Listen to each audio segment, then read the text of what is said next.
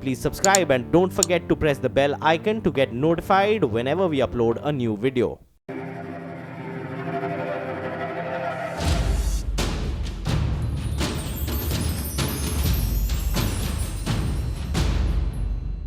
Hello and welcome to this unique thought leadership forum titled Reimagining Corporate Payments. I'm your host Gautam Srinivasan. I'm of course joined by a galaxy of CFOs from diverse companies, diverse sectors, leading companies, and of course we've got important voices from a policy perspective as well. I'd like to thank all of you for joining us for this forum.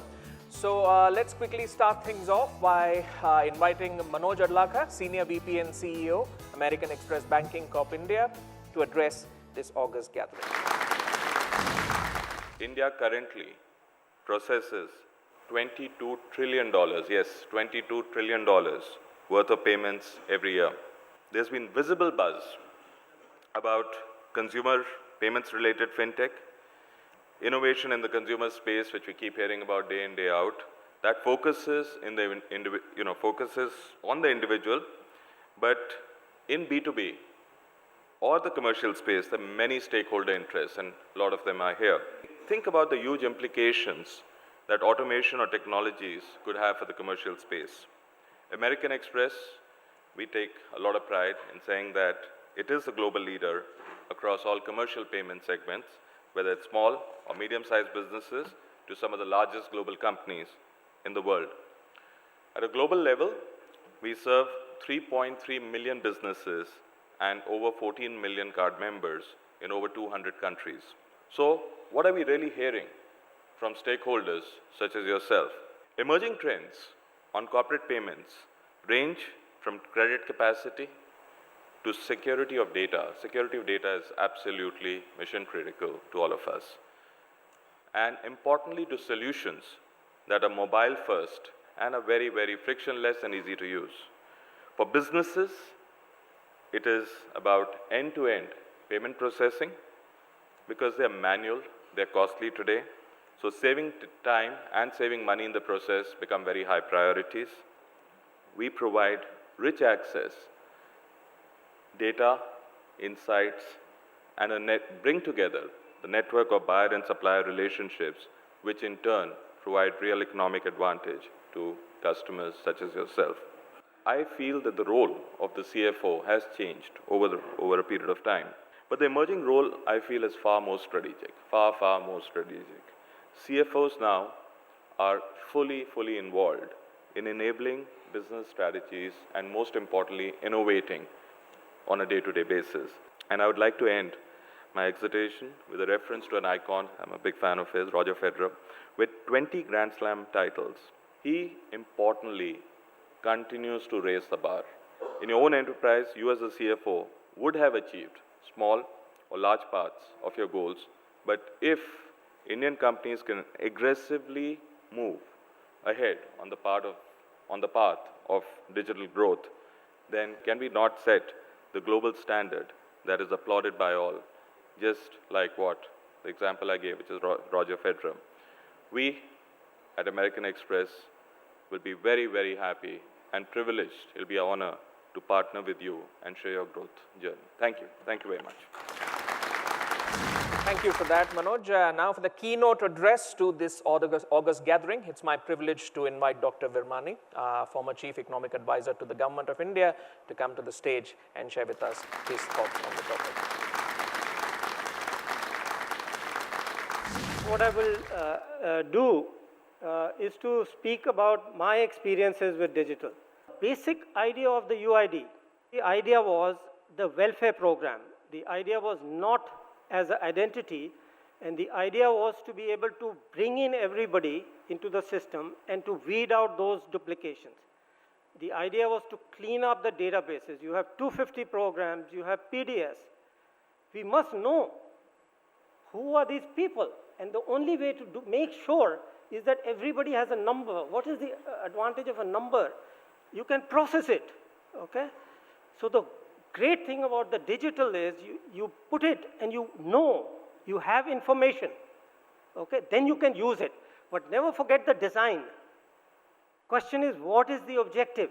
If you're going to be successful, and that's the message I wanted to give you. If you are going to be successful, you have to define the overall purpose, the need, which in your particular organization you want to get at. Okay? Thank you. Dr. Virmani giving the policy perspective case study. Let's get the business case study now. For that, I'd like to invite Saru Kaushal, VP and Country Business Head, Global Commercial Payments, American Express Banking Corp, India. Saru, over to you. Let me start with an interesting fact. India indeed processed over $22 trillion of payment flows last year. Interestingly enough, to the point of electronification and digitization, only 6% of this was on paper, i.e. checks and demand drafts. And India is pegged in the world order very similarly to all other developed countries. So what are these payments about? These are transactions that are done between corporates, between governments, and between consumers. Removing the inherent inefficiency in a payment ecosystem or a flow is all about driving savings. And why is driving savings important? Because for all of us in this room, it is a boardroom agenda. At Amex, we are partnering with over 3 million companies globally, and these span small companies, mid-sized enterprises, local large market companies, multinational organizations, Fortune 500 organizations, and we endeavor in solving 4 or 5 key things. One is we work alongside them to solve for account payable issues. The second is we work to enable transparency. We work to enable visibility and compliance and drive savings by creating expense management solutions. Another thing we do is work through the account receivable chain. Let me now share with you some real-life examples of how we in American Express have partnered with several companies to deliver on their expense management agenda. I'll take a very recent example. We were talking to a large IT company which had a travel and entertainment budget, typically comprising purchase of airfare, hotels, and dining expenses of $23 million per annum. They needed to set up an offshore unit for new projects. This required investments. However, there was a very clear mandate from the board, which was that please go ahead and win this business. But guess what? Make it happen without increasing the expense base. Well, we worked with the team extremely closely, looked at their process end to end, and we found some ways to save up to $2 million for them. And I'll tell you what those were. One, we identified a large set of employees who were booking last-minute tickets, which are very, very costly. The second gap that we found in this design was there was very little visibility on ticket cancellation. And we were able to actually show them the amount of money they were losing on refunds lying with the airline. So mandating the use of approved suppliers and making sure that there is big data available so that you can negotiate the right price is an empowering tool that comes to you. And this, along with the fact that our tool goes and seamlessly sits on the ERP of the organization and also enables approval hierarchy tracking so that travel approvals do not fall between desks, is what allowed us to actually deliver and show a $2 million savings. I'm now going to take a pause. If you have any questions, I'll be more than happy to answer them. We would be keen to know about this receivable easy side, because buyer initiative payments, yes, we are aware of. Channel financing, obviously, we all are from finance cycles, so we know. But this Amex helping us, is it the same structure like point of sale machines or something different? No, it's not. So the form factor in a credit card company is only a matter of detail. Please do not visualize a point of sale terminal. All of these payments are processed digitally. Think of a computer or a laptop, where you go and in your transaction flow, embed an Amex card, and then click to pay. Okay, thank you. I guess the first question which I'll toss to the CFOs sitting at the round table is, what is your checklist of a perfect customized end-to-end payment solution which spans that entire cash management spectrum, expense management spectrum for your company or industry? Who'd like to take the first shot? For me, the basic checklist would be that how less of intervention is required in the process, how less of manual intervention, I mean to say, and the ability to have cognitive and everything there so that we are able to audit the transactions. We are in tie-up with American Express and IOCL, Indian Oil Corporation.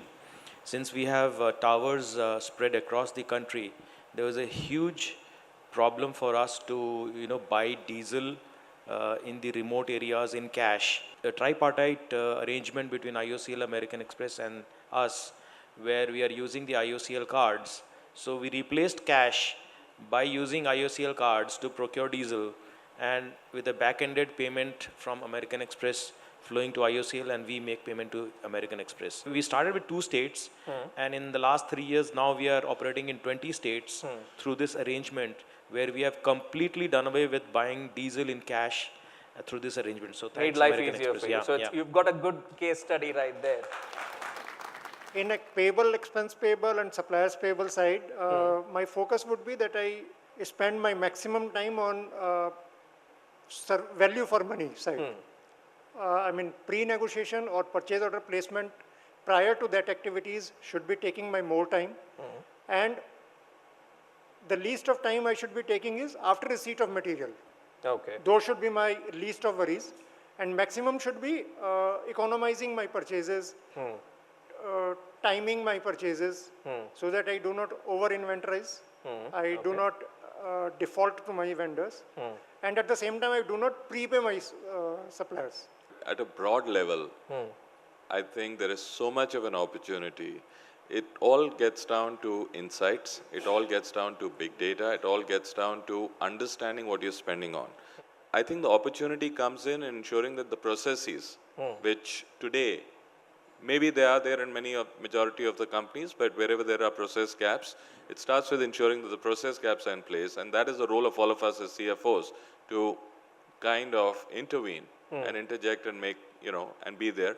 And the role of American Express as payment service provider is to be there along the journey. All right, at this stage, let's get in a policy perspective as well. How can regulatory processes be more in sync with the improvements in expense management practices? There are any number of financial entities, not just banks, even non-banks also, fintech companies. They are all in this space today to offer the best solutions for optimizing the cash usage by the enterprises. And the regulatory approach will be to encourage that. There it will only see that both the parties, because always there are 2 parties, there is a fairness in dealing. It should not be totally advantageous to one side of the segment only. That's the approach. So you'll give a free hand, but you'll see to it that you balance the equation which is equal to both sides. Understood. All right, now let's extend this discussion to include an emerging API economy. Now, in a fast-paced economy like India, companies needs to scale quickly and deploy innovative business models to maximize value and minimize costs. Now, in that context, integrating platforms and apps into a streamlined interface for those who consume that data, that, as we have been talking about, it transforms to insight, and that becomes paramount. How do you translate data into insight? So my question to the CFOs gathered here is, how does your company or industry view APIs as a source of strategic value in today's digital economy? The way I look at is, the authenticity of whatever information is getting shared, because there's so many situations that documents getting produced may not be actually right. So if there is a proper integration, so one is that things can flow directly. Secondly, things can get verified. And obviously it saves a lot of time, energy, things automatically flowing, information getting shared. So to me, most important is the authenticity, and second is the efficiency in the processes through APIs. So very, very useful, APIs to have with, among the organization. Let's get the Amex perspective.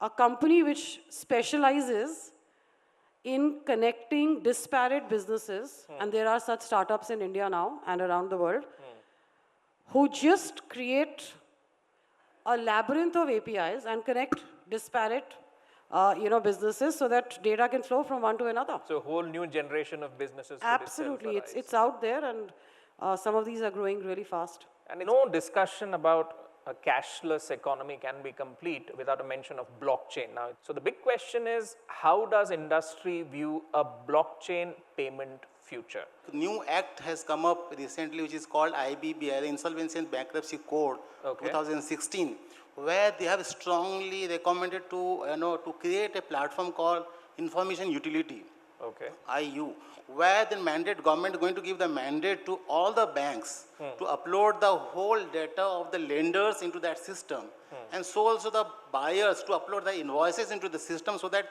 matching concept can be done at the front end. That government is coming up with the initiatives in a platform, maybe an API through, which is going to be in future. So where everybody can be uploaded those data, whether it is customers or buyers or maybe government and loans and anything, so that later on one can get the information from the utility easily available, so that there won't be any dispute. Let me get the Amex perspective on this. What is the implication of India using blockchain for cross-border payments? Blockchain is a complex network of multiple ledgers of buyers and sellers who need to be participating in it together at the same time. So is it an exciting technology? Absolutely. Will it facilitate cross-border payments and even domestic payments? Absolutely. Yeah, okay. So yes, blockchain is in many ways will change the foundation of how buyers and sellers will transact. Well, on that note, I think we can wrap up this discussion. I would now like to invite Mr. R. Gandhi, former Deputy Governor of the Reserve Bank of India, to deliver the valedictory address. A loud round of applause for the gentleman. Thank you so much. Payment revolution that has been sweeping all over the world, that right from Manoj's presentation onwards, everybody is re-emphasizing. Let me also emphasize that part. That is completely changing the landscape across the world, not just the developed world, even in the emerging and developing economies as well, or rather more specifically in the developing and emerging markets. And India is a leader in that respect. The banks and non-banks, they are all competing with one another to provide such services for the enterprises. And the new regulatory standards are also helping the system. In India, of course, for the enterprise more specifically, we have that ECS debit, ECS credit, the centralized ECS, then NEFT, RTGS. So these kind of varieties of ways in which the enterprises can utilize appropriate payment system. And in recent times, two more systems have come. One is the Bharat bill payment system, and the latest one, the trade receivable and discounting system. And this trade receivable and discounting system, a little more I would like to explain. Even during Saro's presentation, she made a presentation about how Amex is providing, kind of shifting the burden of or the risk from the supplier to Amex itself in terms of payment. Now coming to blockchain. Blockchain, yes, as I said, that quite a lot of interest is there around, and basically blockchain is nothing but a distributed ledger where transactions get recorded across the network in any number of computer nodes or server nodes, and it cannot be modified easily. Incontrovertible proof of transactions. That is what's the ultimate aim of the blockchain technology. Let us hope that the researchers and others will find a good way of using this technology in the coming years. Thank you very much.